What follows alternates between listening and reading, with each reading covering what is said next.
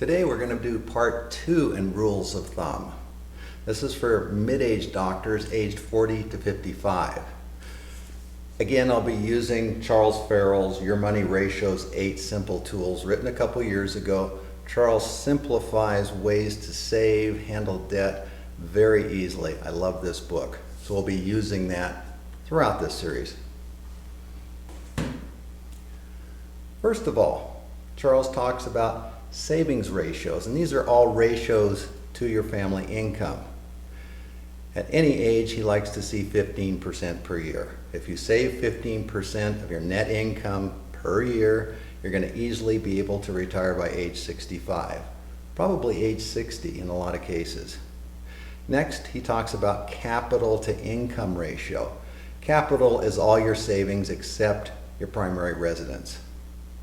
There's ratios for your net income that he likes to see at different ages. At age 40, 2 times your net income. In other words, if you're earning $200,000 at age 40, he'd like to see you have $400,000 in savings. Age 45, the ratio is 3. Age 50, the ratio is 4.5, and age 55, 6 times. Going to 8 to 10 times your net income by the time you retire. Mortgage to income. This is your primary residence. It should never be above 2 times your net income. In other words, if you're earning $300,000, you never should have a mortgage more than $600,000.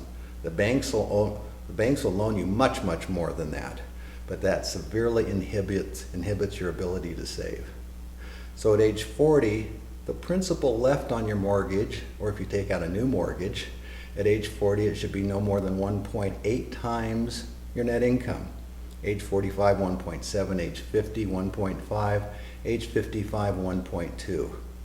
Realistically, the doctors that save the most are the ones that have their primary residence paid off by their early 50s. A big note on housing is a huge offender is upgrades to your home.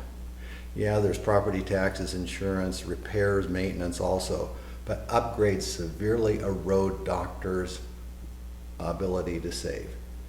All of these issues, repairs, maintenance, taxes, upgrades, should never be more than 3% of the value of your home. If you have a $500,000 home, it should never be more than 3%. That's pretty difficult to hold to with a kitchen remodel. So be careful and stage your upgrades.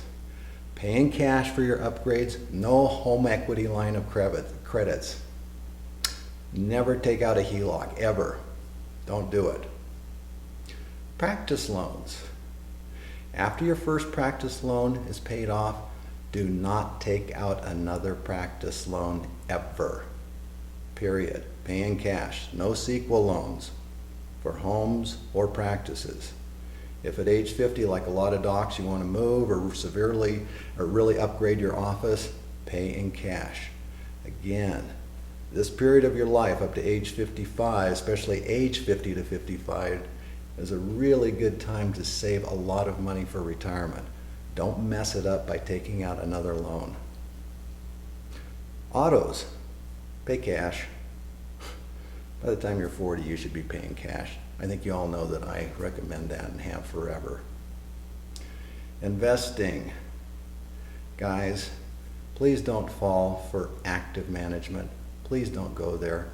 Buy and hold. Use a fee-based planner if you're going to use one. Excuse me, fee only. See, even I got mixed up with the terminology. Fee only, not fee-based. Fee-based means insurance salesmen and regular brokers are going to have high commission, high fees.